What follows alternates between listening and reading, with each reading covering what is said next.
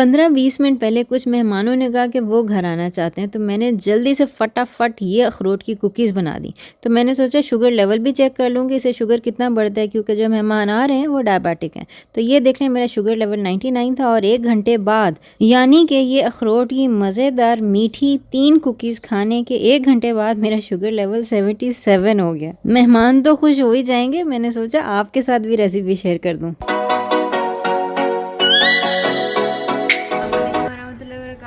Jama clinic से मैं doctor सामूद हूँ और अभी कुछ ही दिन मैंने ये ओराइज़ा का जो स्टीविया पाउडर है इससे हलवा बनाना सिखाया था और ये है कि वो आप लोग को बहुत अच्छा लगा था।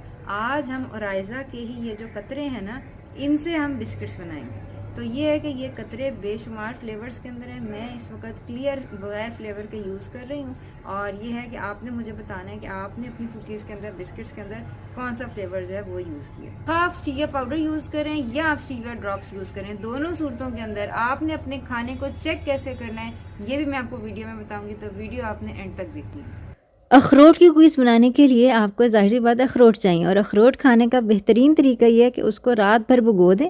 सुबह को आपने उठ के उसको खुश्क कर लेना है और उसको ड्राई कर लें, बेशक चूल्हे के ऊपर या बेशक धूप में रखें। जितनी ज़्यादा देर भिगोएंगे ना, उतना उसके अंदर फाइटिक एसिड कम हो जाएगा, जो कि एक एंटी न्यूट्रिएंट है, जो कि आपकी बॉडी के अंदर न्यूट्रिशन को एब्जॉर्ब नहीं होने देता। नट्स और सीड्स खाने का बेहतरीन तरीका क्या है कि उसके बाद आपको किसी चीज़ से एलर्जी ना हो, इसके ऊपर हम वीडियो बना चुके हैं। ये वीडियो और दीगर बहुत सारी मुफीद मालूमाती वीडियोस देखने के लिए हमारा चैनल सब्सक्राइब कर लें। बहरहाल, ये जो आपका अखरोट का आटा है ना, यानी पिसे हुआ अखरोट, इसके अंदर आपने डालना है बेसन, थोड़ा सा बेकिंग सोडा, इसके अलावा ज़ीरा, दालचीनी, नमक, वनीला एसेंस, 2 अंडों की जर्दियाँ। सफ़ेदियों से मैंने ना सनफ्लावर सीड ब्रेड बनाया, बड़े ही मज़े का बना था। बहरहाल, इसके अंदर अब आपने स्वीटनर ऐड करना है। मैं ओराइज़ा का स्वीटनर ऐड कर रही हूँ, ड्रॉप्स। अगर आप चाहें तो पाउडर फॉर्म में भी ऐड कर सकते हैं, लेकिन मैंने ड्रॉप्स चेक करने थे।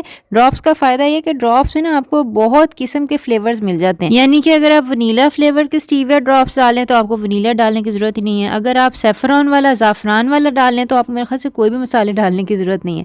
चॉकलेट वाला आप डाल सकते हैं अगर आपने अपनी कुकीज़ को चॉकलेट का फ्लेवर देना है। तो इन सब के मुख्तलिफ जायके हैं, स्टीविया के अंदर ही जायका ऑलरेडी मौजूद है, आपको एक्स्ट्रा फ्लेवर ऐड करने की ज़रूरत ही नहीं है। बहरहाल, सारे इंग्रेडिएंट्स को मिला के आपने यकजान कर लेना है और इसकी आपने कुकीज़ बना लेनी है। तकरीबन 15 से 20 कुकीज़ बन जाती हैं। बस जी, अब इनको आपने 180 डिग्री सेल्सियस के ऊपर तकरीबन 12 से 15 मिनट बनाना है और ये देख लें, ये 15 मिनट के अंदर अंदर आपकी इंतहाई मज़ेदार, शानदार, ताज़ा बेक्ड कुकीज़ जो हैं ये तैयार हो जाएंगी। बाकी बात ये है कि मैं डायबिटिक नहीं हूँ अल्हम्दुलिल्लाह, लेकिन ये है कि ये एक्सपेरिमेंट्स मैं आपको इसलिए कर करके दिखाती हूँ कि आप भी अपने लिए देख लें कि आपको सूट करती है चीज़ कि नहीं करती। अगर तो कोई खाने की चीज़ चेक करना चाहते हैं, जैसे ये बिस्किट है, तो उसका खाने से पहले आपने शुगर लेवल चेक करना है और 1 घंटा खाने के बाद चेक करना है और इसका फ़र्क 10 से 20 यूनिट से ज़्यादा नहीं होना चाहिए। पीने वाली चीज़ों के अंदर आपने सिर्फ आधा घंटा वेट करना है और ये डिफरेंस जो है ये देखना है। तो बहरहाल, ये कुकीज़ आपने ज़रूर बनानी, नीचे कॉमेंट्स में मुझे बताना है आपने कौन सा वाला स्टीविया यूज़ किया, कौन से फ्लेवर का स्टीविया यूज़ किया